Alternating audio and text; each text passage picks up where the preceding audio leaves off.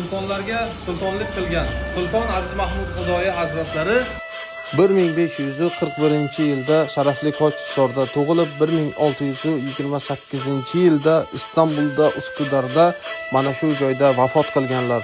Bu zot yoshliklaridan madrasalarda ta'lim olib, katta ilmiy saviyaga erishib, katta olim, mudarris bo'lib, shuningdek qozilik vazifasiga ham tayinlanganlar. Shomda, Misrda va Bursada qozilik qilganlar.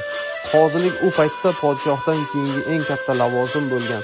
Bu kishi mana shu martaba-yu lavozimni tashlab, Uftoda hazratlari degan vali zotga shogird bo'lib, u kishidan ko'ngil ilmlarini, tariqat ilmlarini o'rganib, oxiri Allohga vosil bo'lgan vali zotlardan bo'ladilar. Bu kishi ustozlarini duosini olib Istanbulda xizmat qiladi. Ustozlari duo qilgan podshohlar ortingda yursin degan.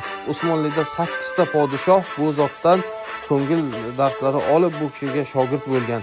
Bu kishi shu duolari mashhurdir. Bizni sevganlar hayotimizda kelib ziyorat qilgan yoki vafotimizda bizni ruhimizga Fotiha o'qiganlar oxir umrlarida faqirlik ko'rmasinlar, iymonlarini qutqarmasdan o'lmasinlar va o'limlarini bilsinlar, sevganlariga xabar bersinlar.